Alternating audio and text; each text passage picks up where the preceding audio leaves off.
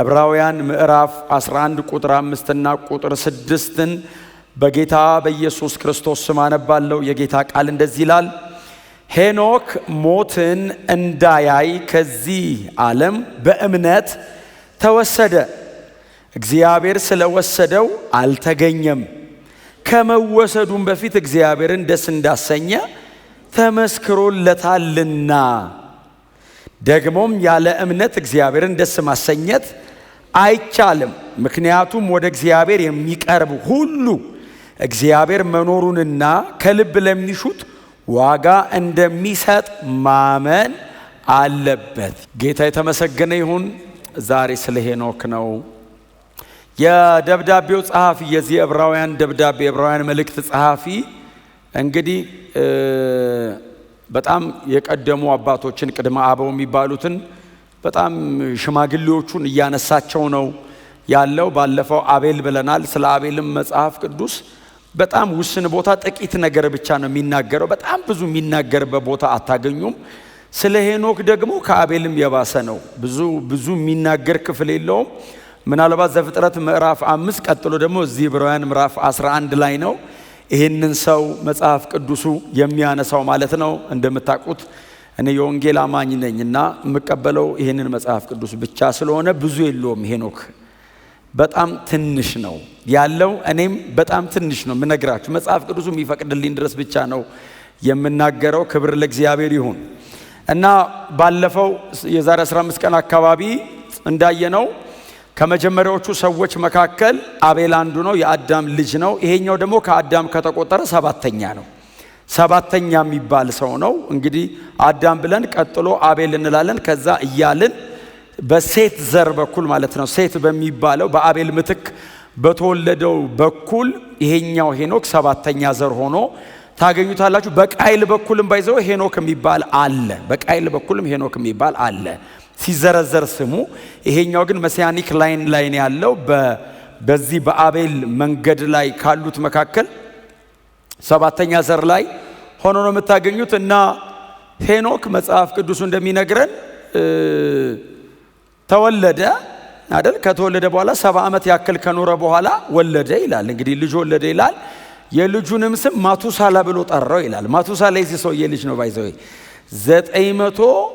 969 ነው የኖረው። 969 ዓመት። ይሄ ሰውዬ ቶሎ ስለሄደ እሱንም ጨምሮ መሰለኝ ብዙ የኖረው ማቱሳላ ነው። መሬት ላይ በጣም ረጅም የኖረው ማቱሳላ ነው። ማቱሳላ የዚህ ሰውዬ ልጁ ነው። ይሄ ሰውዬ 300 ዓመት ያክል ከኖረ በኋላ ነው የሄደው። 370 ዓመት አካባቢ ከኖረ በኋላ ነው ሄደው። 70ውን ዓመት መጽሐፍ ቅዱሱ እንዴት እንደኖረ በጣም ብዙ ግልጽ ነገር አይነግረንም። 70 ዓመት ያክል ኖረ ነው የሚለን። ከዛ በኋላ ልጅ ወለደ ብሎ የልጁን ስም ማቱሳላ ብሎ ጠራው ካለ በኋላ ሄኖክም አካሄዱን ከእግዚአብሔር ጋር አደረገ። ለ300 ዓመት ያክል አካሄዱን ከእግዚአብሔር ጋር አደረገ። 300 ዓመት ያክል ከእግዚአብሔር ጋር አካሄዱን አደረገ። በጣም ከባድ ነገር ነው። አካሄዱን ከእግዚአብሔር ጋር አደረገ ይልና ከዛ ቀጥሎ ዘፍጥረት ላይ የሚነግረን እግዚአብሔርን ደስ አሰኘው፣ እግዚአብሔር ወስዶታልና አልተገኘም ነው የሚለን። በቃ እግዚአብሔር ወስዶታልና አልተገኘም። አካሄዳችሁን ከእግዚአብሔር ጋር አድርጉ፣ ይወስዳቸዋል። እና አካሄዱን ከእግዚአብሔር ጋር አደረገ። እግዚአብሔርን ደስ አሰኝቶት ነበርና እግዚአብሔርም ወስዶታል። ስለዚህ አልተገኘም።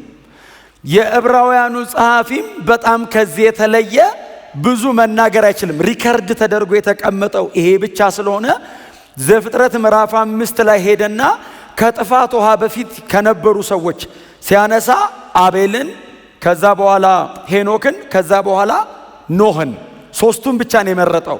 በጣም ብዙ ሰው ነው የኖረው። በጣም ረጅም ዓመት ነው የኖሩት።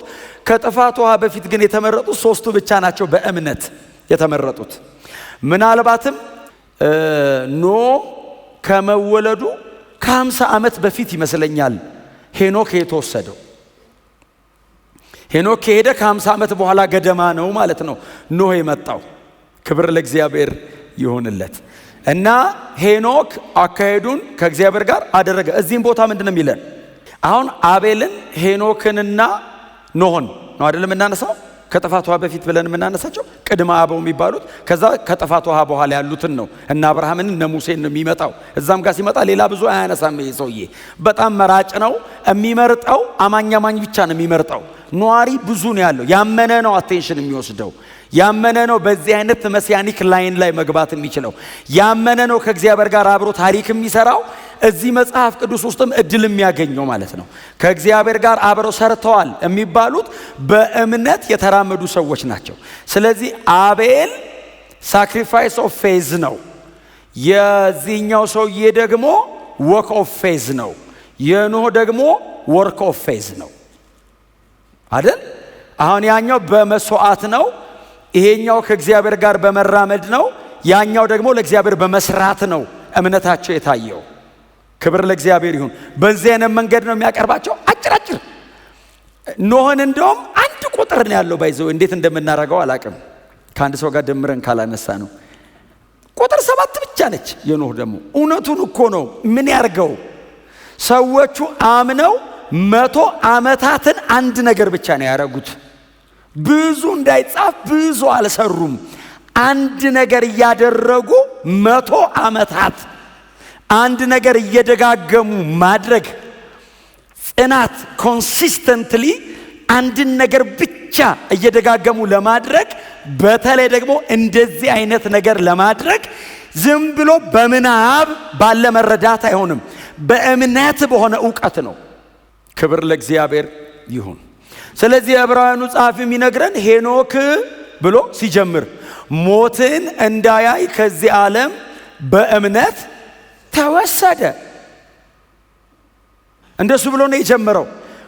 የዕብራውያንን አድማጮች ዝም ብላችሁ እናንተ ሳሏቸው። ለነሱ አዲስ አይደለም ሄኖክ። የብሉይ ኪዳን መጽሐፍ ባለቤቶች ስለሆኑ ስለ ሄኖክ የሚያውቁት ነገር አለ። ይሄ የዕብራውያን ደብዳቤ ጸሐፊ የሚያውቀውን ያክል ያውቃሉ። እነሱ ግን የሚያውቁት ከእንትና ተወለደ፣ ምናልባት ከያሬድ ሊሆን ይችላል።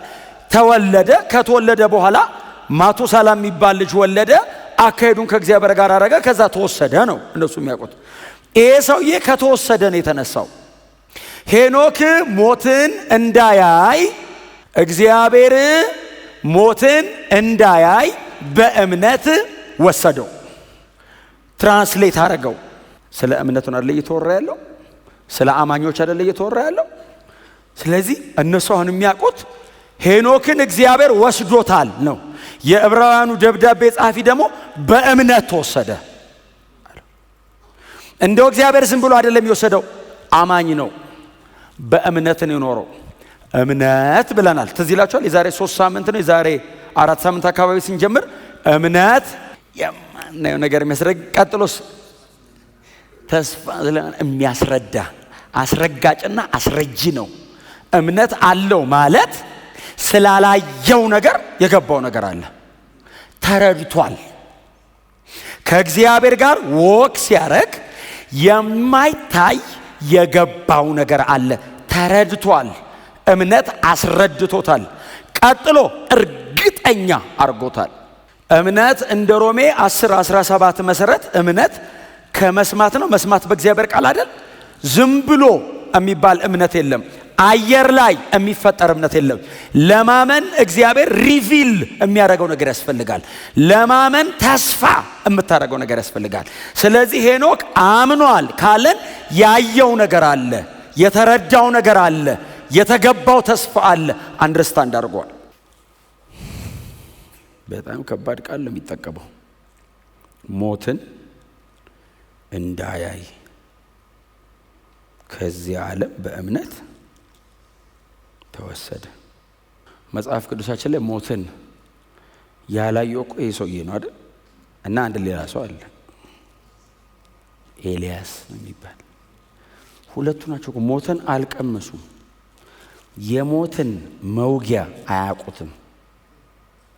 ሞትን አላዩም የሚለው ትክክለኛ ቃሉ ኤክስፔሪየንስ አላደረጉትም።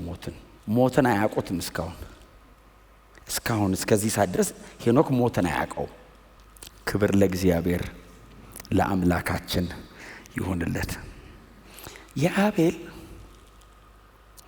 እምነቱ መስዋዕት ማቅረብ ነው። እግዚአብሔርን ኮሚኒኬት ማድረግ ነው። ፌዝ ኦፍ ሳክሪፋይስ ነው። መስዋዕት ቀርቦ ከእግዚአብሔር ጋር መገናኘት ነው። ይሄኛውስ ፌዝ ኦፍ ዎክ ነው። አሁን እግዚአብሔርን ለመገናኘትና ለመጠጋት የሚደረግ ጥረት አይደለም፣ ከእግዚአብሔር ጋር ተጣብቆ መኖር ነው የዚህኛው። ይሄ ዎክ እያደረገ ነው። አሁን እግዚአብሔርን የሆነ ቀን አግኝቶት እየተለየው አይደለም፣ እየኖረ ነው። ከእግዚአብሔር ጋር እየተራመደ ነው። የአቤል የመጀመሪያ ስለሆነ እግዚአብሔርን በመስዋዕት ባለፈው አስተምሬያለሁ። እሱን አቤል እየነገረን ያለው በመካከል መስዋዕት በሚሆን አካል እግዚአብሔር ማዳን ያደርጋል የሚል ትምህርትን ያስተማረው። ስለዚህ እግዚአብሔርና ሰው የሚጨባበጡበት እድል ተገኘ። የሄኖክ ደግሞ አደገ እምነቱ። እግዚአብሔርና ሰው የሚጨባበጡበት ብቻ ሳይሆን እግዚአብሔርና ሰው አብረው የሚኖሩበት አባይድ የሚያደርግበት እጅግ በጣም በኃጢአት በተጨማለቀው በእነሱ ዘመን እግዚአብሔር የሰው ልጅ በመፍጠሩ ተጸጸተ የተባለበት ዘመን ነው። ባይዘው እግዚአብሔር ሰውን በመፍጠሩ ቃል በቃል ክፍሉ አይደል የሚለው ምዕራፍ 6 ላይ ተጸጸትኩ አለ እግዚአብሔር። ለምን ፈጠርኩት ሰውን ብሎ የሚጸጸትበት ደረጃ ላይ የሚያደርስ ኃጢአት፣ አመጽ፣ ክፋት በጣም ባየለበት ሰዓት ብቻውን ከእግዚአብሔር ጋር ተጣብቆ አካሄዱን ከእግዚአብሔር ጋር አደረገ እና መሬት ላይ ነው ወክ ማድረግ ጀመሩ። ሄኖክና እግዚአብሔር ተገናኝተው አብረው ወክ ያደርጋሉ። ወክ ያደርጉ ይሄዱ ሁሌ ማታ ሲሄዱ እግዚአብሔር በቃ ወደ ቤት ተመለስ ብሎት፣ ሄኖክ ታውቃላችሁ እግዚአብሔርን አይሸኘውም። እግዚአብሔር ነው ቤቱ አድርሶት በልግባ ጠዋት እንገናኝ ብሎት ይሄዳል እና ሁሌ ወክ ያደርጋሉ። አንድ ቀን ሲመሽ ለምን አንሄድም ቤት አለውና እግዚአብሔር እየሄዱ እያለ በጣም ሲመሽ እኔ ጋር ቆያለ። እግዚአብሔር ወሰደው። አብረው እየሄዱ ሄኖክ ውሳኔ ይፈልጋል አብረህ ለመኖር። ካራክተርን ማስተካከል ይፈልጋል ከሱ ጋር ለመኖር። የሚወደውን ማወቅ አለብህ አብረው ለመቆየት። የምትፈልገውን መጣል አለብህ የሱን ፍላጎት ለማሟላት። ምክንያቱም እግዚአብሔር አንተ ጋር ሲመጣ ኃጢአትን እሺ ብሎ አይደለም የሚመጣው፣ ጽድቁን ይዞ ነው የሚመጣው። ካንተ ኃጢአት ጋር ስለማይስማማ ኃጢአትን መጣል ይጠይቃል። በጣም ብዙ ነገር መተው አለብህ ከሱ ጋር ለመቆየት። እግዚአብሔር አይሻማም ከሌላ ጋር፣ ለብቻው ነው የሚፈልግህ። ስለዚህ እግዚአብሔር የግል ነው የሚያደርግህ። እግዚአብሔር የኔ ብቻ አይደለም የዓለም ሁሉ ነው። እኔ ግን የእግዚአብሔር ብቻ ነኝ፣ የሌላ መሆን አልችልም። እስቲ አሜን በሏ። እግዚአብሔር ያዳናቸው ሁሉ አባት ነው። እኔ ግን የእግዚአብሔርም የእንተናም መሆን አልችልም። የእግዚአብሔር ብቻ የእንተና ልትሆን ስትል የእግዚአብሔር መሆን ይቀራል። ባይዘው ለምን እግዚአብሔር አይሻማም። ቤት አሰናብተው ቻው በለው ነው የሚልህ። እግዚአብሔር ላስማማችሁ ስትለው አልመጣም። መቼ ነው የምትመጣው? ሙሉ በሙሉ አስወጥተው ሙሉ በሙሉ እኔ ጋር ስትመጣ። ለብቻዬ ነው የምኖረው። እስቲ አሜን በሏ። እኔ እኮ ብዙ ጊዜ እናገራለሁ እኮ እዚህ እግዚአብሔር እኮ ከኔ ጋር መኖር ብቻ እኮ አይደለም እኮ የሚፈልገው፣ እኔን ገሎ በእኔ መኖር ነው የሚፈልገው። ኢቭን እኔን እንኳን ማኖር አይፈልግም። እኔን ኢቭን መግደል ነው ፕሮግራሙ። ለምን? እኔም አልሆንም። እኔና እግዚአብሔር አብረን እኔ በጣም አበላሻለሁና ሙትና ከብዙ አጣልቶ ለእግዚአብሔር ስል ብለህ ስትመጣ ለእግዚአብሔር ብዬ እንትን ተውኩ ስትል አንተም ራስን ትተው አረ እግዚአብሔር ሆይ ምን እያልከ ነው ስትል ወዲያው የሚያሳይ መስቀል ያሳያል። እና በቃ ሙትና እኔ ባንተ ለምን አልኖርም? ያንተን ምን ልኑረው? እና ሙትና እኔ ባንተ ልኑር። ያኔ አልቲሜት የሆነ ሳቲስፋክሽን ይኖርሃል። ፍጹም እርካታና የነፍስ እረፍት ያለው አንተ በሌለህበት በአንተ ህይወት እግዚአብሔር ሲኖር ነው። የጠቅላይ ነው የሚፈልግህ እግዚአብሔር። ጎናቸው አለ ሰው እግዚአብሔር አይዳበልም በሉት። ክብር ለኢየሱስ ይሁን። ስለዚህ ሄኖክ እነዚህን ሁሉ ነው የወሰነው። ባይዘው አሁን አካሄዱን ከእግዚአብሔር ጋር አደረገ። እንዴ 3 ሴንቸሪ እኮ ነው ያደረገው። 300 ዓመት ሙሉ ከእግዚአብሔር ጋር ብቻ ነው የሚሄደው። ሌላ የለው፣ አልተጻፈም። እንደ ሌሎቹ ከተማ ሰራ አልተባለለትም። እንትን አደረገ፣ ሐውልት አስቀመጠ፣ እንትን የለውም። ለሄኖክ የተጻፈለት ታሪክ ከእግዚአብሔር ጋር ተራመደ ብቻ ነው። ምን አይነት ክብር ነው! ሌላ ነገር ቢያረግ ክፋት አለው? የለውም። ሌላ ነገር ቢሰራ ኃጢአት ነው? አይደለም። ይሄስ በጣም ጽድቅ ነው። እድሜው ላይ ሌላ ነገር እንዲበረታበት አልፈቀደም። አንዳንድ ነገር እኮ ኃጢአት ስለሆነ አይደለም እኮ የማታረጉት። ኃጢአት እኮ ላይሆን ይችላል። እግዚአብሔርን ግን የሚሻማው ከሆነ ግን ትተዋለህ። ልብህን በተወሰነ መንገድ የሚያማልልህና የሚጠልፍ ከሆነ ነቅለህ ትጥለዋለህ። ከእግዚአብሔር የሚበልጥ ምንም የለም። ዘላለማችን ነው። በእምነት ከእግዚአብሔር ጋር ይራመዳል። ሄኖክ ጧት ሲነሳ የመጀመሪያ ስራው እግዚአብሔርን ፈልጎ ከእግዚአብሔር ጋር መዋል። የመጀመሪያ ስራው እግዚአብሔር የት ጋር ነህ አለው ሄኖክ። እግዚአብሔር ደግሞ ፈላጊያችን ነው። እንኳን ፈልገኑ ፈልገው እንዴ! እኛ እኮ ጌታን ተቀብለን እኮ አይደለም ተቀብሎን ነው እንዴ። ምን አሁን እኛ እኮ የምንመርጥበት ደረጃም አይደለም እኮ የነበርነው እኮ በዓለም እያለን ድብን ያለ ጨለማ ውስጥ ያለ ሰውዬ ሲፈጠር ጀምሮ ጨለማ ውስጥ ያለ ብርሃንና ጨለማ እኮ ያወቅነው እኮ እዚህ መተን ነው። እዛ እያለን እኮ ብርሃን አናውቅም፣ ጨለማ ብቻ ነው የምናውቀው። በይዞ አሁን ዓለም ያለ ሰውን አያያያ ሲልህ አያውቅም። አምጥተህ አሳየው እስቲ አሜን ብሎ መቶ መቅመስ አለበት። አያውቅም። ከፍጥረቱ የቁጣ ልጅ ነው። ኤክስፒሪየንስ ማድረግ አለብህ። ኢየሱስን ቀምሰን እኮ ነው ዓለም አትሆንም ያልነው። ዓለም ያሉት እኮ ዓለም አትሆንም እንዴት ይበሉ? ኢየሱስን አያውቁትም። ሄኖክ ከእግዚአብሔር ጋር መዋል ለመደ። ከእግዚአብሔር ውጪ አይፈልግም። እግዚአብሔርን ኤክስፒሪየንስ ያደረገ ሰው ሌላ ነገር አይፈልግም። ያውቀዋል ልዩነቱ። በጣም ብዙ ሰው ዋጋ ሰጥቶ የሚጋደልለት ምናልባትም ከረንትሊ በዛ በጊዜው ሰዎችን በጣም የሚጠቅም ነገር ሄኖክ ንቋል፣ ትቷል። እድል ነበረው፣ ባይዘው እድል ነበረው።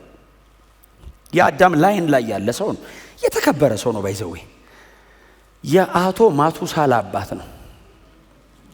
ማቱሳላ ማለት አይቲ ዴዝ ማለት መሰለኝ ትርጉሙ ሞት። ምድሪቷ ላይ ያለውን ኃጢአት ሲያይ እኮ ነው አየው። ፍርድ አለ ሞት። ከዚህ በኋላ አካሄዴን ከእግዚአብሔር ጋር ነው ማረገዋል። ልጁን አወጣለት ሞት። ፍርድ አለ እና አካሄዴን ከእግዚአብሔር ጋር አረጋለሁ አለ። አካሄዱን የእምነት መንገድ እግዚአብሔር እንዳለ አምናለሁ፣ ለሚፈልጉት ደግሞ ዋጋ ይሰጣል። ይሄንን አመነ። ቁጥር 6 ይሄዳል። እግዚአብሔርን ደስ እንዳሰኘ ተመሰከረለታልና እግዚአብሔር እንዲህ ነው ደስ የምናሰኘው ሲሉ ያለ እምነት እግዚአብሔርን ደስ ማሰኘት አይቻልም ማለት እዛው። ምንድነው የምናምነው ሲሉት አንደኛ እግዚአብሔር እንዳለ፣ ቀጥሎ ያለ የተቀመጠ ዙፋን ላይ ያለ የሆነ ፈጣሪ ብቻ ሳይሆን ለሚፈልጉት ደግሞ ዋጋ የሚሰጥ መሆኑን ካመንክ ደስ ይለዋል። አስደሰተው እግዚአብሔርን። የተጻፈ ሌላ የተለየ የህይወት ኳሊቲ የለም። ሄኖክ የተጻፈለት አመነ ነው። አረማመድህን፣ አካሄድህን፣ የምትኖረውን ኑሮ ፍሬም የሚያደርገው ያየኸው ነገር ነው። ተስፋ አድርገህ የምትጠብቀው አምነ የምትኖርለት ነገር ነው። ያስታውቃል። አምኖ ከፊቱ ያየ ሰው ሰማይ አለ፣ ጌታ ኢየሱስ ክርስቶስ ተመልሶ ይመጣል የሚል ሰው አካሄዱ ያስታውቃል። ኢየሱስ አሁን መጥቷል? አልመጣም። መቼ ነው የሚመጣው? ወደፊት ነው የሚመጣው። እንደሚመጣ በእምነት ተረድተናል። መንፈስ ቅዱስ መስክሮናል። ቅዱስ ቃሉ መስክሮ። ስለዚህ አካሄድን ይሄ እምነት ፍሬም ያደርገዋል። ክብር ለኢየሱስ ይሁን እና እግዚአብሔር ወስዶታልና አልተገኘም የምትለው ቃል አሁን እግዚአብሔር ወስዶታል የሚለው ይሄ የመለኮት ሉዓላዊ ስልጣን ነው። ባይዘው እግዚአብሔር ሉዓላዊ ስልጣኑን ያሳየው ከመሬት ወደ ሰማይ ሄኖክን ሲወስደው ሞትን እንደ መሸጋገሪያ ሳይጠቀም ነው የወሰደው። ማንም ሰው በሞት በኩል እያደረገን ሄደው ሄኖክን ያለ ሞት ወሰደው። ይሄ ሉዓላዊ ስልጣኑ ነው። ማንም ይሄንን ማድረግ አይችልም። ባይዘው እግዚአብሔር ወስዶታልና አልተገኘም። ምን ማለት አልተገኘም ማለት ፈልገውታል ማለት ነው። አሁን በሄኖክ ዘመን ብዙ ሰው አልነበረም። ሙሴም ሲጽፈው ብዙ የነገረው ሰው ስለሌለ እንደው ዝም ብሎ እግዚአብሔር ወስዶታልና አልተገኘም ብሎ ጻፈ። ሰው ሲወሰድ ሰው እንደሚፈልገው የምታውቁት ሁለተኛ ነገሥት ምዕራፍ 2 ላይ ነው። ኤልያስ ትዝ ይላችኋል። ሄኖክ ለዛው ምንም የተለየ መጽሐፍ ቅዱስ የነገረን አካሄድ የለውም። እያዩት ሄደ ምናምን የሚል የለም። እግዚአብሔር ወስዶታልና አልተገኘም ነው። ኤልያስስ ታይቷል ሲሄድ ትዝ ይላችኋል። የእሳት ፈረስ እንደውም ዕብራውያን 11 ላይ ኤልያስን ባይዘው አያስገባው። ክብር ለኢየሱስ ይሁን። ኤልያስ ትዝ ይላችኋል። ሁለተኛ ነገሥት ምዕራፍ 2 ላይ ኤልሳዕና እሱ አብረው ይሄዱ ሊሄድ እንደሆነ አወቀና ካንተ ከመወሰደ በፊት ምን እንዳደርግልህ የምትፈልገው ምንድነው አሉ። መሄዴ ነው አሉ። ሄኖክ እንደዚህ ብሎ የሚያዋራው ሰው አልነበረም። በሙሉ ኃጢአተኛ ነው። ኤልያስ አንድ የቀረ አግኝቷል። ቀጥሎ 50 አሉ በየከተማው። ምንድነው የምትፈልገው ሲለው አንተ ላይ ያለው በእጥፍ ይሁን ምናምን ሲለው አስቸጋሪ ነገር ጠይቃል። ወሬ ነው። እኔ በእውነት አንዳንዴ መጽሐፍ ቅዱስ ክፍል ብትኖሩስ እናንተስ ብትሆኑ ወይ ኤልያስ ወይ ኤልሳ ብትሆኑ ችግር የለም። ሁለቱም ጥሩ ናቸው። አሁን ጊያዝ ቢባል ነው አይደለ ኮስተር የሚባለው እንጂ ኤልያስ እና ኤልሳ ሁለቱም ጥሩ ነው። አሁን እናንተ አሁን ከአንድ ሰው ጋር እንደ ጎን ለጎን አይሄድም። ሪስፔክት ስላለው ኤልያስ ከፊት ኤልሳ ከኋላ ነው የሚሆነው። እና ይሄዱ ያለ ምንድነው እንዳደርግልህ የምትፈልገው እያለው ሲሄድ ጌታዬ ኤልያስ እጅ አስታጣቢው ነው። ኤልያስ ማለት አይችልም። ኤልያስ ደግሞ ኤልያስ የምትለው ሰው አይደለም። እሳት ምናምን ሊል ይችላል። አታ ምንም ያላጠፉ 102 ሰው እኮ ነው በእሳት። ሶስተኛው እኮ በጣም ዋይዝ አይደል? ሶስተኛው ይሄ 150 አለቃውና ሲመጣ አካባቢዋን ሳይት የተቃጠለ ሳር ምናምን አየ። ሁለቱ ሄደው ነው አለ። ስለዚህ ጌታዬ ሆይ ፈቃድ ቢሆን አፕሮች ከተበላሸ ባይዞ እሳት ወርዶ ምናምን ሊል ንግግር እኮ ነው ያበላሹት። ምን አደረጉ? አልጎተቱት፣ አልነኩት። ወረድ ንጉስ ይፈልጋል። ትክክል እኮ ነው። ኤልያስን ባይዞ እንዴ ትፈልጋለህ ብትለው እንደዚህ ብትይዘው አሁን ለምን ነው ሰለሳት ምናምን የማይወርደው? አሁን ኦሬዲ ኢየሱስ መስቀል ላይ ስለሞተ ድሮስ የእግዚአብሔር መልአክ ኤልያስ አጠገብ ነበር ይላል። መልአክ እኮ ነው ባይዘው ይሄን ሁሉ ስራ ያሰራው። ኢየሱስ ቢሆንስ እሳት ወርዶ ይብላ ምናምን አይልም። እየወጉት ማራቸው ነው የሚለው። አሁን እኮ የኛው ኪዳን እኮ በጣም ከባድ ነው። ያስገድልሃል። አዲስ ኪዳን ያስገድልሃል። ባይዘው መልስም አትሰጥም። ያኛውስ ገና ጠጋስተለው የእግዚአብሔር መልአክ ይላል። በጣም በትህትና ሲያዋራው መልአክ ጠጋብ አይዞ ውረድ አለው። እኔም አለው ሂድ ችግር ከተፈጠረ ማለት ነው። መልአክ ተቃላሽ ወታደራዊ ነው። ችግር የለም ቦታ ሲይዛቸዋል። አንተ ውረድ ሂድ እኔም አለው። እነሱ አያዩኝም አለው።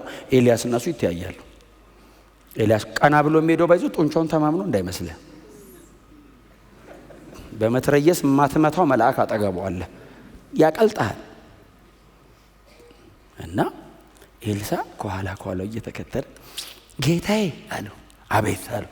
የምፈልገው ነው ያለው። አንተ ላይ ያለው መንፈስ በእጥፍ ሆኖ በእኔ ላይ እንዲወርድብኝ ሲለው ቆሞ እንደዚህ የሚያየው ይመስለኛል። አስቸጋሪ ነገር ነው የጠየቀው። ከብዶት አያውቅም ኤልያስ። እሳት ማውረድ ብትል እጅ ጭኖ ይጸልይላል ያውርድ። ወንዝ መክፈል ብትል አሁን ሊከፍሎ ነው ያለፈው መክፈል ይልላል። አንተ ላይ ያለው እጥፍ ሲለው ቆሞ አስቸጋሪ ነገር ጠይቀሃል አለውና ይሄን እኔ ላረግልህ አልችልም። ካንተ ስወሰድ ብታየኝ ያኔ ይሆነ ምን ማለት ነው? ከኔ አቅም በላይ ስለሆነ የሚወስደኝ እሱ ይስጣለው አይደል? አሁን የጠየቀው አገልግሎቱን አይደለም ፐርሰኑን ነው የጠየቀው። አንተ ላይ ያለው መንፈስ ነው ያለው እንጂ አክቲቪቲ አይደለም የጠየቀው። ራሱን ነው የጠየቀው። እግዚአብሔርን እጥፍ ሆኖ በላይ ላይ ይምጣለው። ኤልያስ ራሱ አልደረሰም የኤልሳ ጸሎት ጋር። ኤልያስ ራሱ ኤክስፒሪየንስ አድርጎት አያውቅም። ኤልሳ ልመና ብራንድ ነው፣ አዲስ ነው፣ ገና አዲስ ኪዳን ነገር ነው አይደል? ኤልሳ ኢያሱና ኢየሱስ የሚለው ስሙ ራሱ ተመሳሳይ ነው፣ ድነት ምናምን ማለት ነው። እና የቀደመውን ለማስረጀት የመጣ ልጅ ነው። ከዛ ስወሰድ ካዩ ይሆንልሃል አለውና እየሄዱ እያለ የሚል ቃል አለ ባይዘው። በስማ የነቢያት ማህበር ከወንዙ ማዶ ሆኖ እንደዚህ ብሎ እያዩ ነው ባይዘው። እየታየ ነው ሄዶ ሰውየው። የእሳት ሰረገላና የእሳት ፈረስ መሃል ገባ ይላል።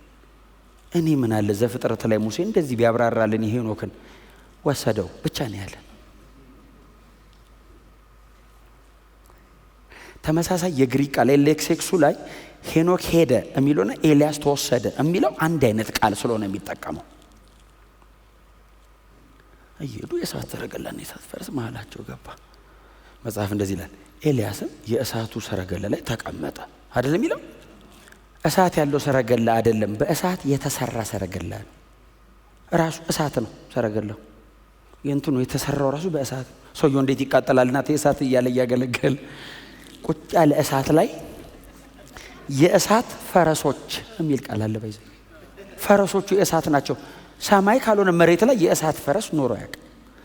ቀጥሎ መሬት ላይ ያለ ፈረስ ወደ ጎን ነው የሚጋለበው፣ እነዚህ ወደ ላይ ይላል መጽሐፍ። እንዲህ አለ ማለት ነው። አይ እንደዚህ እንትን የሚባል ነገር ወደ ላይ እኛን ማናየው እንጂ መንፈሳዊ ዓለም እኮ በጣም ትልቅ ነው። ሲሄድ ስማ ልብሱን ቀዱ፣ ጌታዬ የእስራኤል ሰረገሎችና ፈረሰኞች ብሎ ጮኸ። ከዛ ሄዷል፣ ሰውዬው ሄዷል። መጎናጸፊያውን ይዞ ሲመጣ የነቢያት ማህበር ቆሞ ጠበቁት። ቆይ እስቲ ለማንኛውም ቼክ እናድርገው።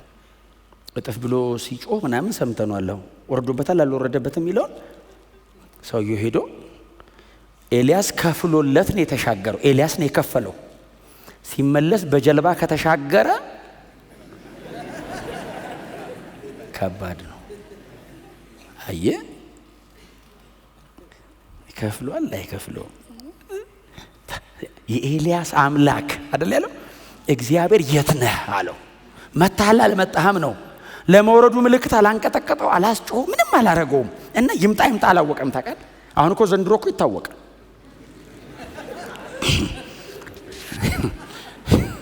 የሆነ ነገር ያደርግሃል። አሁን መንፈስ ቅዱስ ውስጥ ነው ያለው። የሆነ ነገር እንደጨመረ እኮ ታውቃለህ። ያኔስ ይምጣ አለው። የት መታሃል ብሎ ሲከፈል የነቢያት ማህበር በሩቅ ቆመው የጌታው መንፈስ በላዩ ላይ ወርዶበታል አሉ ይላል። ከዛ የነቢያት ማህበር ኦሬዲ አንተ ላይ እጥፍ መንፈስ መጥቷል። አዎ ኤልያስ ግን አሉት የሆነ ጫካ ውስጥ ወይ ዱር ውስጥ ወይ ጢሻ ውስጥ ወድቆ ሊሆን ይችላልና እንፈልገው። አልተገኘም የሚለው ቃልና ፈልገው አጡት የሚለው ቃል ተመሳሳይ ስለሆነ ሄኖክም ተፈልጓል። ባይዘው አካሄዱን ከእግዚአብሔር ጋር ማረጉን እዛ በሱ ዙሪያ የነበረው ዓለም በሙሉ አይቶታል። ሄኖኬቱ ከእግዚአብሔር ጋር ወክ የሚያደርገው ከእግዚአብሔር ጋር አብሮ የሚራመደው ምን አምኗል ማለት ነው? እግዚአብሔር በሰማይ እንዳለ አምኗል። እግዚአብሔር አብሮት እንዳለ አምኗል። ደግሞ በትጋት አብረውት ለሚሄዱት ደግሞ ዋጋ እንደሚከፍል አምኗል። ስለዚህ እግዚአብሔር ለሄኖክ ለእምነት ጉዞ ሪዋርድ አረገው። ምን ሪዋርድ አረገው? ሞትን ሳይቀም ሰማይ እንዲገባ አረገው። መሬት ላይ የጀመሩትን እርምጃ ሰማይ አብረው ቀጠሉት። ወሰደው። እዚህ ይሻለኛል አለ ልጁ። ቀረ። እውነቱን ኃጢአተኛ መሃል ወከም ያረግ ከመላእክት መሃል ኃጢአት የሌለበት ዓለም እግዚአብሔር ወስዶታልና አልተገኘም። ክብር ለእግዚአብሔር ለአምላካችን ይሁን። አንድ ቁልፍ ነገር አለች፣ እሷ ልንገራችሁና ከመወሰዱ በፊት እግዚአብሔርን ደስ እንዳሰኘ ተመስክሮለታል። ከመወሰዱ በፊት የተወሰደበት ምክንያት ምንድን ነው? ለምን እግዚአብሔር ወሰደው? አዳልቷል? አላዳላም። እግዚአብሔርን ደስ አሰኝቶታል። ከመወሰዱ በፊት እግዚአብሔር ምስክርነት ሰጥቷል። እግዚአብሔር ስለዚህ ልጅ የ300 ዓመት እድሜ ባለጠጋ ነው። እግዚአብሔር የዘላለም አምላክ ነው።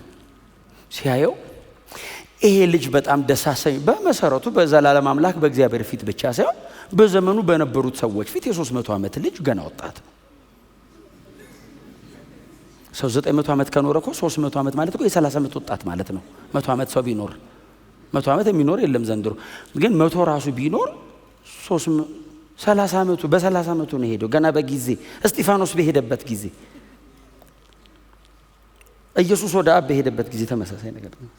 ገና በጊዜ 300 ዓመት በቃ ደስ አሰኘኝ ያለ እግዚአብሔር ቴስቲሞኒ ሰጠ። እግዚአብሔር በዚህ ልጅ ደስ ብሎኛል። ለምን? ልቤን አውቆታል፣ ተረድቶኛል፣ እንደምፈልገው እየኖረልኝ ነው። እግዚአብሔርን ደስ ማሰኘቱ ተመስክሮለታል። ዓለሙ አይደለም የመሰከረለት፣ ወሳጁ ነው የመሰከረው። እግዚአብሔር መደሰቱን ዓለሙ ሊመሰክርልህ አይችልም። ባለቤቱ እግዚአብሔር ነው። መደሰቱን የሚመሰክረው እግዚአብሔር ነው። መጽሐፍ ቅዱሳችን ላይ ደስ ብሎኛል ብሎ ያውቃል? በኢየሱስ እኮ አለ። አሁን ዓለም ተሰብስቦ እግዚአብሔር ባንተ ደስ ብሎታል አላሉትም ኢየሱስን። ፍጹም አካሄዱ ከአባቱ ጋር ነው። ልጁ የአባቱ አይነት ነው። አባቱ የረገጠው ነው የሚረግጠው። አባቱ በል ያለውን ነው የሚለው። አባቴ ያሳየኝን፣ አባቴ ነገረኝን፣ አባቴ አድርግ ያለኝን እሱም ብቻ ነው እያደረገ የኖረው። ስለዚህ አባቱ ብቅ አለ። እነዚያ በእርሱ ደስ የሚለኝ እንደዚህ ብሎ ያውቃል። በሄኖክ ደስ ብሎኛል አለ። ኢየሱስ ጋር መጥቶ ደስ ብሎኛል አለ። ልዩነቱ ምንድን ነው? ሄኖክ እግዚአብሔርን ደስ ያሰኘ የእምነት ሰው ነው። ይሄኛውስ ደስ ያሰኘ አንድያ ልጁ ነው። በእርሱ ደስ የሚለኝ አለና ኢየሱስን የምወደው ልጄ። እግዚአብሔር ነው የሚመሰክረው መደሰቱን። አካሄድን ከእግዚአብሔር ጋር ስታረግ ከዓለም ጋር ጠላት ነው የምትሆነው። ከእግዚአብሔር ጋር ስትራመድ በዙሪያ ካሉ ከብዙ ነገሮች ጋር ጠላት ነው የምትሆነው። በጣም ብዙ የምትፈልጋቸው ነገሮች እግዚአብሔር ሊያስጥል ይችላል። ለምንድን ነው የሚያስጥል? እግዚአብሔር አይፈልጋቸውም። ላንተም አይጠቅሙህም። ዘላለምህ ላይ ሲገቡ ይበጠብጡሃል። ለጊዜው የሚጣፍጥ ነገር እንወዳለን እኛ ልጆች ስለሆነን። እዚች ጋር በጣም የምጣፍጠንን ጊዜያዊ ደስታ ነው የምንፈልገው። እግዚአብሔር ዘላለማችንን ነው የሚያየው። ስለዚህ ይከለክላል። ታው ይላል። ልጆች እንደሱ አይደሉ? በጣም ይጣፍጥ ነገር ግዛልኝ ይላል። አይሆንም ስትለው ያኮርፋል፣ ይበሳጫል። ለምንድን ነው አትገዛልኝ? አትወደኝም ይላል። ስለምትወደው ነው የከለከልከው። እንዴት አድርገህ ታስረዳዋለህ? አንዳንዴ እስኪገባው ትጠብቃለህ እንጂ እንደዚህ እንዳይለኝ ብለህ የሚገለው ነገር አታበላው። ትከለክለዋለህ። አይጠቅምም ስትለው ይጠቅመኛል ሊልህ ይችላል። ልጅ ባይዘው በተለይ ትንሽ አደግ ሲል 10 ሲያልፍ እኩል ነው የሚመልስልህ። አይጠቅምም፣ ይጠቅመኛል። እኔ ነኝ ላንተ ማቀው፣ እኔም አውቃለሁ ይላል። አያውቅም፣ አናውቅም። ተንበርከከን እንጸልያለን። እግዚአብሔር ሆይ ይሄንን ጉዳይ ስትል አይጠቅምም ይላል። እንዴ አረ እግዚአብሔር ሆይ በዚህ በኩል አይተኸዋል፣ ግን በዚህም በኩል አይተኸዋል። በዚህ አንዳንዴ እንደውም እኮ እስኪወራም አንጠብቀውም። እግዚአብሔር ሆይ ይሄንን ይዤው መጥቻለሁ፣ በቃ አመሰግናለሁ ስለሰጠኸኝ፣ ተመስገን፣ አሜን። አንጠብቀው። ለምን? ከገባበት እንደሚከለክለና ቀለና እና አላልከኝምም እንዳይለን እንዳይከለክለንም እንጨዋታታለን። እኛ ተንበርከከን አባቶይ ስለሰጠኸኝ አመሰግናለሁ፣ ያንተ ስጦታን ከኔ የለበትም፣ ተመስገን ተመስገን ተመስገን ተመስገን። ከዛስ በቃ አለቀ። ጸልየበታል በደንብ። ከዛ እግዚአብሔር ቀስ ብሎ ይመጣል። ባይዘው ታውቃለህ አይደል? አንተ ልጅህን እንደምትይዘው ይዛል። ቀስ ቶሎ ውሸታም አይልህም፣ እንደሱ አይልህም። እግዚአብሔር ይመጣና ቀስ የሆነ ቦታ ይዛል። ባይዘው ወዴትም የማትሄድበት ኮርነር ያረጋሃል። ጠቅ ላይ ቆመህ ኮንክሪት 4x4 የትም አትሄድ። አባት ሆይ ምንድነው? ያረጋጋሃል። ከዛ ባለፈው ይዘው የመጣኸውን ደብዳቤ ይላል፣ ፊቴ አንበበኸው የሮጥከውን አብረን እንጻፈው ይላል። እቺን አውጣት፣ እቺን አውጣት፣ እቺን አውጣት፣ እቺን አውጣት፣ እቺን አውጣት ሲል ባይዘው ፊርማ ብቻ ነው የሚቀረው። ምንም ልክ አይደለንም እኛ ታውቃላችሁ። ምንም ልክ አይደለንም፣ ምንም ልክ አይደለንም። እና ሰርዘ ከዛ እግዚአብሔርና ሰርዝ ድልዝ ነው። አየህ? ወረቀትን ቀይር እንደ አዲስ ሲል አንተ ስትጽፍ ታወላግዳለህ፣ እኔ ልጻፈው ይላል። የሚፈልገውን ብቻ ጽፎ ይሰጣል። ከዛስ አሜን ብቻ ነው የምትለው። አይ እግዚአብሔር አባት ብቻ አይደለም፣ ሉዓላዊ አምላክህም ጭምር ነው። ሶቨሪን ጋድ ነው። የሚፈልገውን ብቻ ነው የሚያደርገው። እስቲ አሜን በሏ። እኔና እግዚአብሔር የሚባል ነገር የለም፣ ብቻውን ነው የሚያደርገው። እኔስ ተስማምቼ ነው የምኖረው። እግዚአብሔር አባቴ ብቻ አይደለም፣ የመንግስቱ ንጉስ ነው። ከአፉ የወጣው በሙሉ ህግ ነው። አይቻልም፣ አይቀየርም፣ አይለወጥም፣ አይሻሻልም። ከእግዚአብሔር አፍ ካልወጣ መቼም ቢሆን አያረጋትም። እውነቴን ነው የምነግራችሁ። ልጅ ስለሆንኩኝ የሚያባብል ነገር ስላበዛው እግሩ ስር ስለተሽከረከርኩ አያረገውም። ለምን? ያንን ለማድረግ ዛሬ አይደለም ያቀደው፣ ኦሬዲ ጨርሶ ነው የሚያመጣህ አንተን እና ያዘጋጀው ነው የሚሰጥህ።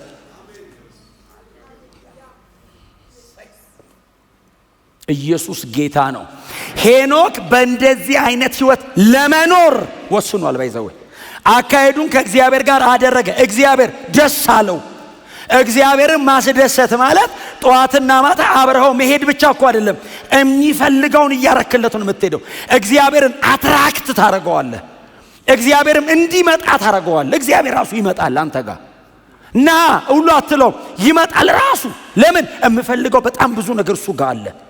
አብሬው ነው ምነው ህይወቱን ሰጠኝ እኮ ልቡን ወዷለሁ ይላል ጌታ ኢየሱስ ሲጸልይ ትዝ ይላችኋል። ሁሉ ጊዜ ስለምትሰማኝ እኮ ነው የሚለው። ዛሬ ስለምትሰማኝ አይደለም የሚለው። ለምን? የእግዚአብሔር ደስታ ነው የሱ ኑሮ። የሚጸልየው ጸሎት የእግዚአብሔር ልብ ነው። እግዚአብሔር አልሰማውም ሊሉ አይችልም።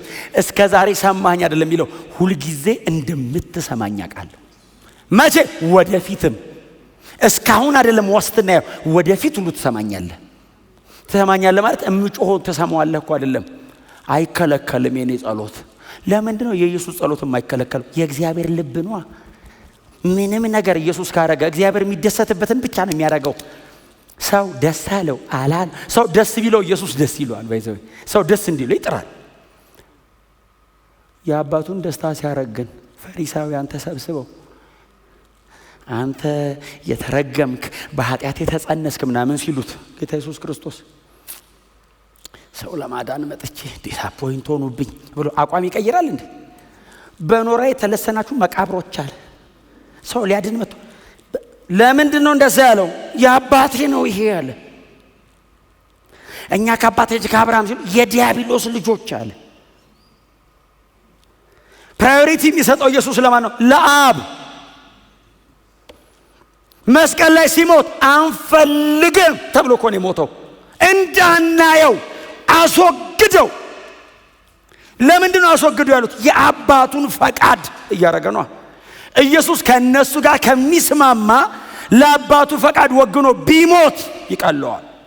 ስለዚህ እግዚአብሔር የዘላለም ደስታው ልጁ ነው። ዘንድሮ እግዚአብሔርን ደስ ማሰኘት ይቻላል? ኦፍ ኮርስ። በምን ደስ ላሰኘው? ኢየሱስን አሳይቼ በእምነት መኖር። አሁን ምንድነው? ኢየሱስ የኖረን አይነት ህይወት መኖር። የኢየሱስ አቲቲዩድ፣ የኢየሱስ አስተሳሰብ፣ በትህትና በፍቅር በእምነት የተሞላ መንገድ መሄድ። ያኔ እግዚአብሔር ኢየሱስን አንተ ላይ ሲያይ ደስ ይለዋል። በአንተ ደስ ሊለው አይችልም። እኔ የቁጣ ልጅ ነኝ። እኔ ግን ጠፍቼ ኢየሱስን ማሳየት ከቻልኩ አብ ደስ ብሎኛል። ለምን? የምወደውን ልጄን አንተ ላይ አይቼዋለሁ። እግዚአብሔርን ደስ አሰኙ ተብሎ የሚመሰከርልን በዚህ ነው። እንትን ስራ አትስራ አትባለም።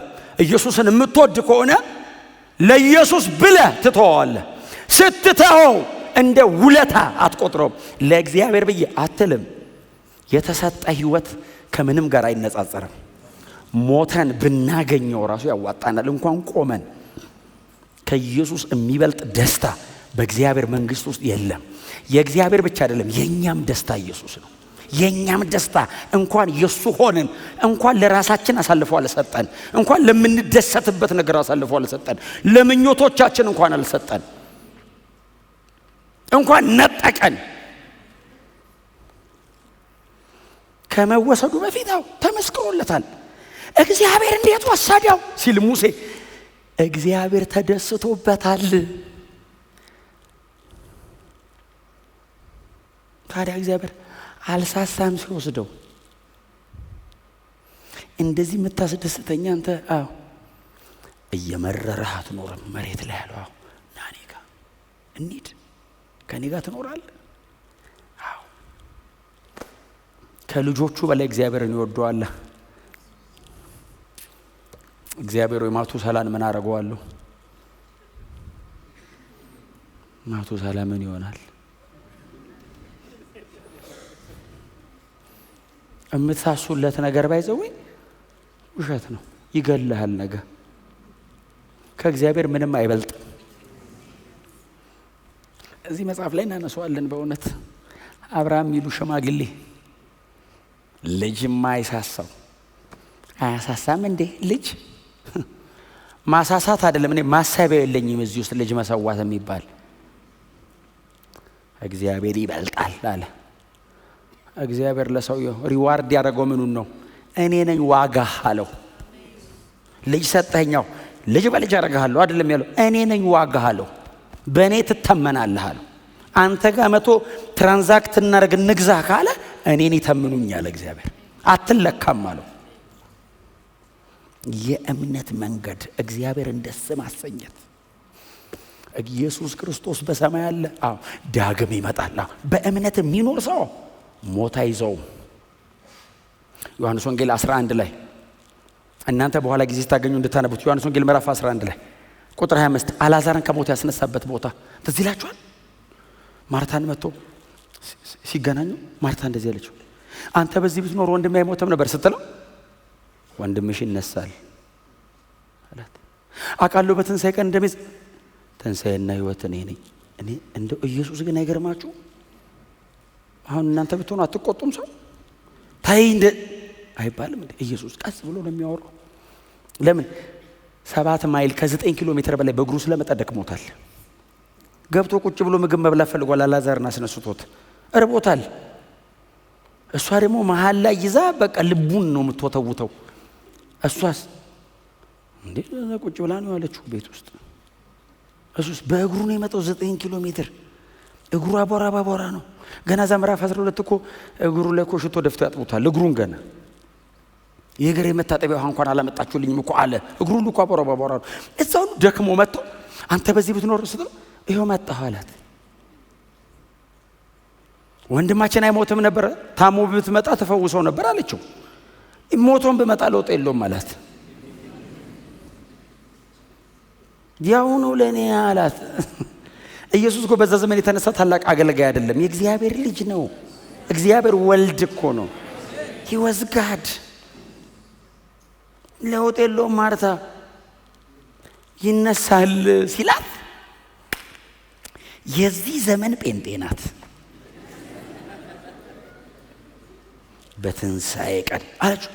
አንተ ትምህርቱን ወዲያው ፍሬም አስያዘችው። ወንድምሽ ይነሳል ሲላት መቼ አይባልም። የመነሳት ትምህርት ያስተማረው እኮ ራሱ ነው። ቆማ በትንሣኤ ቀን ስትል ሰምቼሃለሁ። ጨርሳ አልተማረችም አይደል? ተባዝን ነበር የሚል ቃል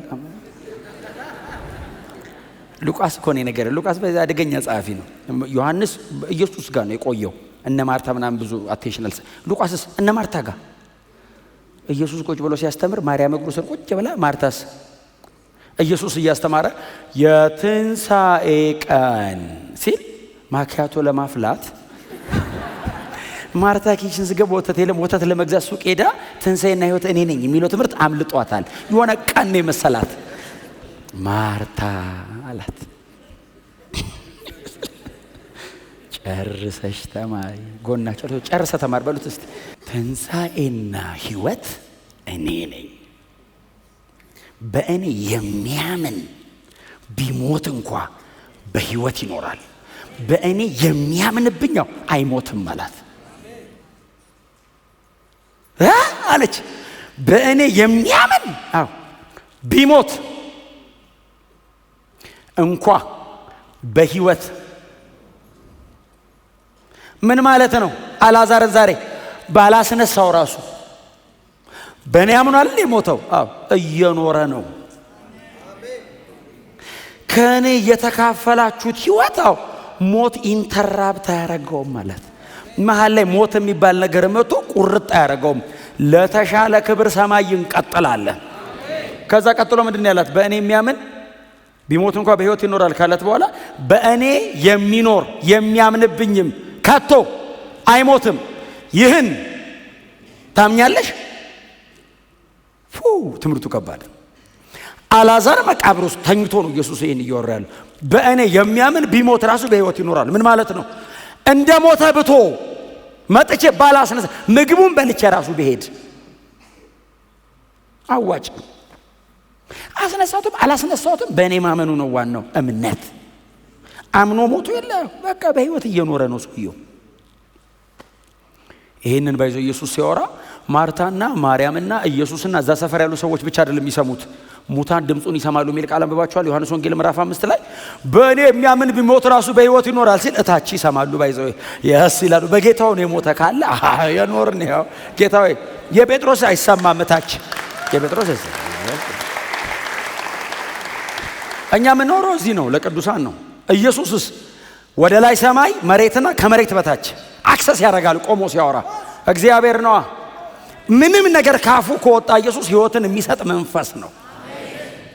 ታምኛለሽ? ይሄንን አለ። በእኔ የሚያምን በእኔ የሚኖር የሚያምንብኝም እንደማይሞትስ ከሞት በላይ ነው ይሄ ሕይወት ሲላት፣ ማርታን ታምኛለሽ ወይ ሲላት የጠየቃት ባይዘው ይሄንን እውነት ታምኛለሽ ወይ ነው።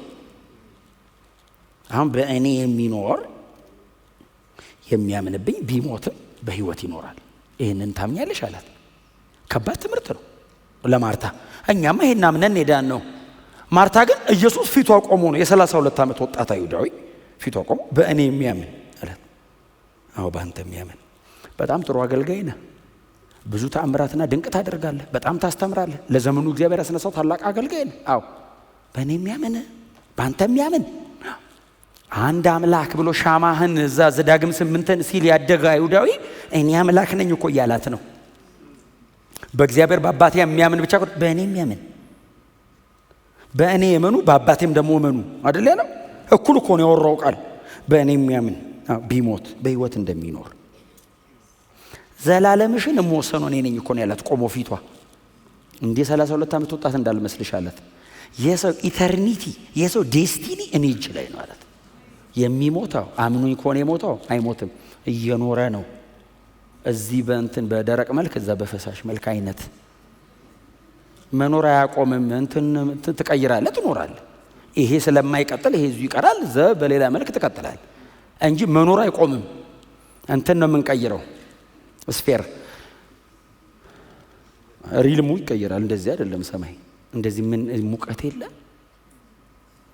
ድካም የለ፣ መሽ የለ፣ ነጋ ራሱ የለም። ባይዘው ስለማይመሽ ነጋ የምትለው እኮ ስለሚመሽ ነው። እዛ ነጋ አትልም። የለም ጨለማ ከሌለ ባይዘው ነጋ የለም።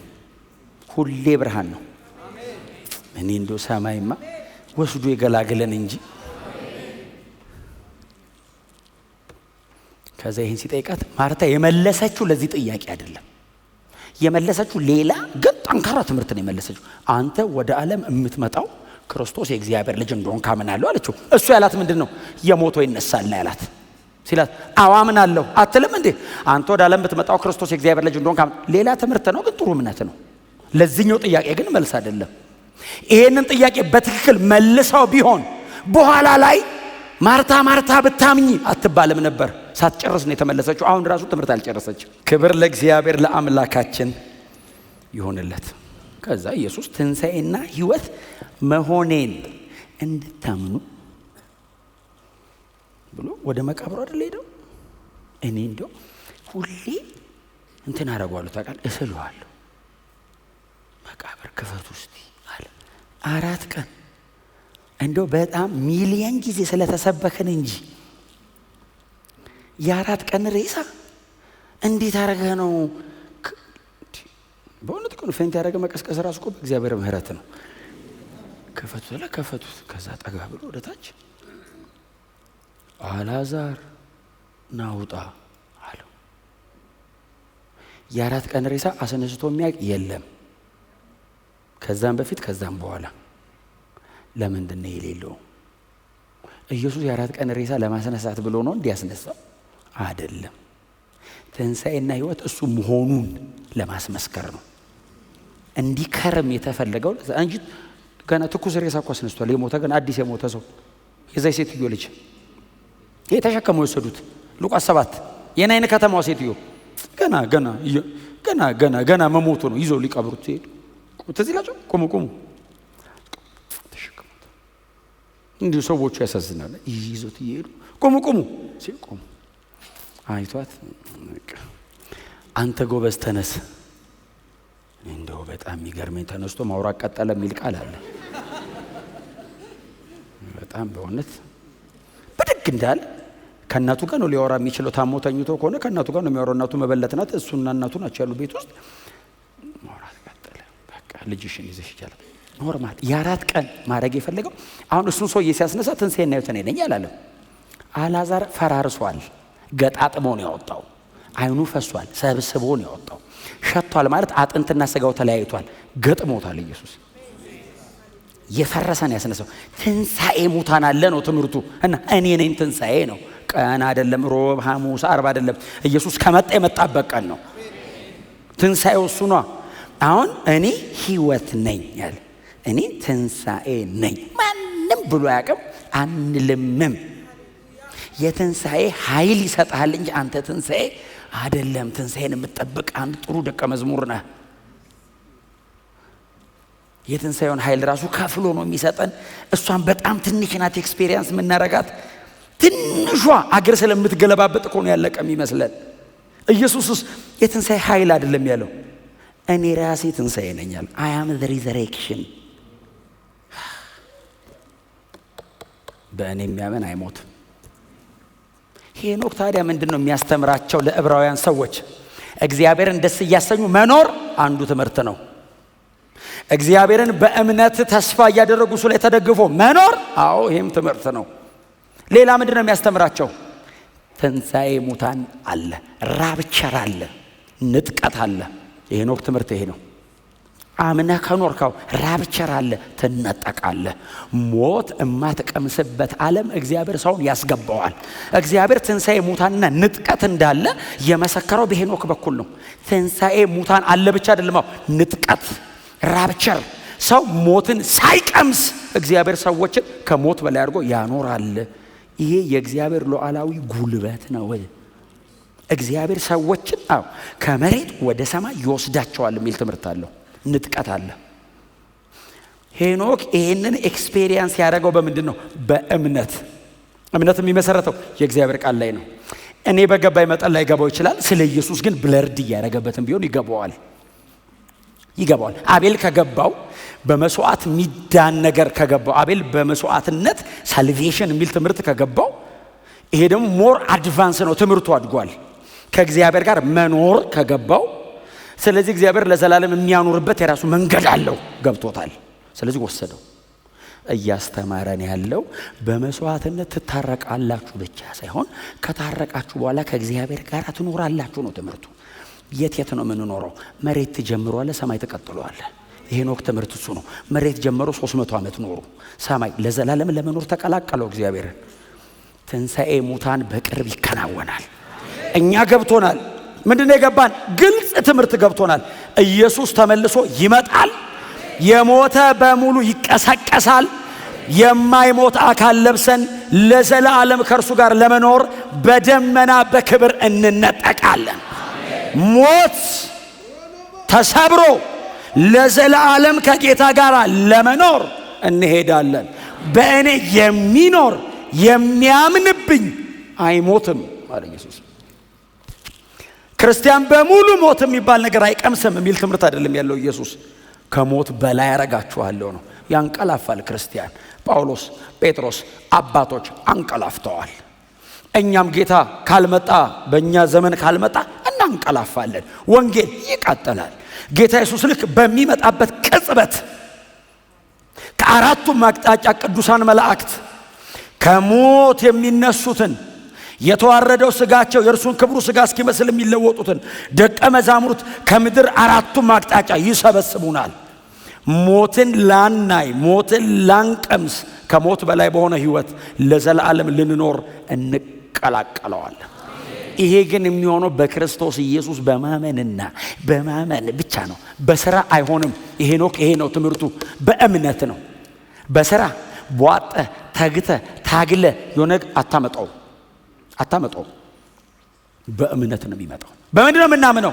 በክርስቶስ ኢየሱስ ቀጥሎ በሰራው የመስቀል ሥራ በዚህ እናምናለን። እግዚአብሔር ለዘላለም ክብር ያበቃል።